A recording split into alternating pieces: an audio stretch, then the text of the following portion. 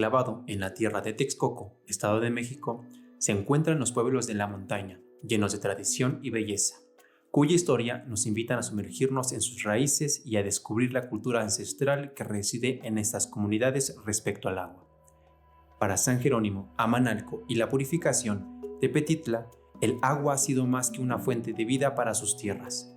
Ha sido y es una parte fundamental de su contexto social y cultural.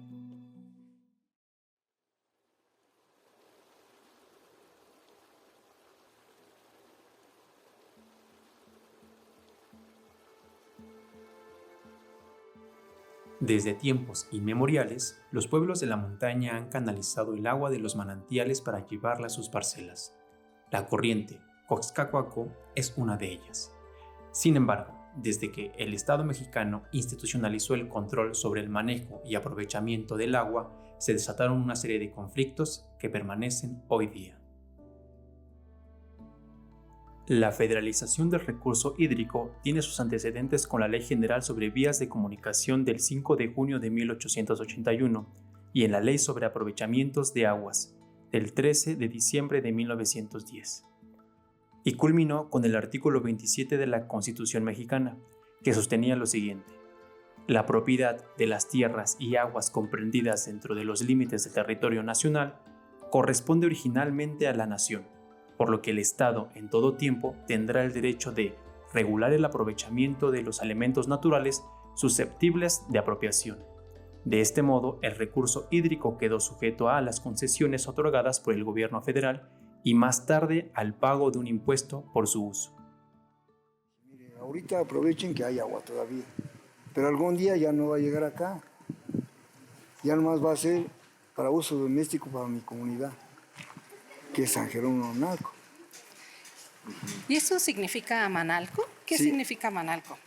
Donde ama el agua, donde nace. ¿Dónde nace el agua? Donde nace. Por eso dice Amanalco, ama. Así, las corrientes acuáticas del municipio de Texcoco se declararon propiedad de la nación. Posteriormente, se redactaron reglamentos locales. El reglamento para la distribución de las aguas mansas entre los usuarios del canal Coxcacuaco y del río del mismo nombre se publicó el día 21 de diciembre de 1926. Básicamente, una fórmula que se repetía con cada corriente de la Cuenca de México. Esto trajo consigo conflictos entre los funcionarios del Estado y las comunidades de la montaña de Texcoco, así como enfrentamientos entre los pueblos que compartían el agua de la corriente.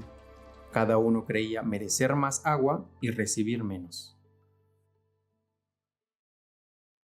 Para 1927, los pueblos de la montaña se encontraron con que las aguas del canal Coxcacuaco ya no eran suyas, tenían un nuevo dueño, el gobierno federal, según las disposiciones del nuevo reglamento, por lo que entre los funcionarios de la Secretaría de Agricultura y Fomento y los pueblos de la montaña ocurrió una colisión de culturas. Cada uno tenía diferentes ideas sobre este caudal. Para los primeros era un recurso hídrico cuya asignación se medía en litros por segundo y en metros cúbicos, es decir, era susceptible de manejo, control y aprovechamiento. En cambio, para los pueblos San Jerónimo Amanalco y la purificación, el agua del caudal estaba conectada con los cerros y con las peñas, es decir, sus rituales, sus fiestas y sus ofrendas estaban dedicadas a pedir el agua para sus cosechas. La centralización de las corrientes trajo consigo el pago de una cuota por su uso. El reglamento del Coxcacuaco, en su artículo 43, indicaba: los usuarios particulares pagarán a la Federación, según la ley, por el uso que hagan de esta agua, con sujeción al decreto del 24 de junio de 1926. La lógica de este impuesto era la siguiente: si la tierra cultivada forjaba la riqueza de los pueblos, este beneficio también debía llegar al gobierno. Las aguas eran un recurso federal por el que todos los usuarios, sin excepción, debían pagar. Las comunidades de la montaña de Texcoco no estaban de acuerdo con este impuesto. La purificación, Tepetitla y San Jerónimo Amanalco defendieron sus antiguos derechos sobre el agua y los manantiales. Un tema muy complicado en la comunidad donde vivimos porque se rige por usos y costumbres y tenemos comités. Hay un comité de agua potable.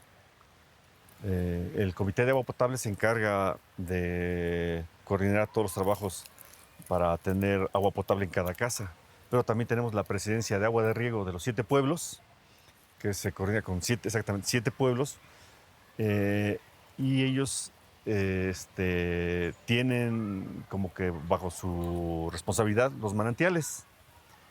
Y entonces cuando los del comité de agua potable vienen a tomar el agua para la comunidad, empieza un conflicto porque se pelean quién manda en los manantiales. Entonces es una situación, pues sí, compleja, que hay veces no ha permitido hacer algunos trabajos para bien de la comunidad. El pueblo de La Purificación, mediante su abogado, se quejó por los cobros derivados del uso y aprovechamiento del agua. Los vecinos del pueblo no entendían por qué necesitaban pagar el servicio de un supervisor del canal, si dicha actividad era realizada por personas del mismo pueblo, a quienes ellos llamaban ronda, donde cada día 5 miembros del pueblo realizaban las tareas de vigilancia de manera voluntaria, sin recibir ningún pago, por lo que La Purificación creía no tener la necesidad de pagar a ningún vigilante extraño. Además, argumentaban no poder pagar las cuotas por ser sumamente pobres. Sin embargo, el pueblo liquidó su deuda cuando se le prometió que si pagaba, se reducirían sus cuotas en la próxima modificación del reglamento. No obstante, para 1929, La Purificación dejó de pagar. No estaba conforme con el reglamento, ni con el comportamiento del pueblo vecino San Jerónimo Amanalco. San Jerónimo Amanalco desde un principio se opuso a la federalización del Coxcacuaco, por lo que tomaba el agua que consideraban les correspondía y en general no pagaban las cuotas correspondientes.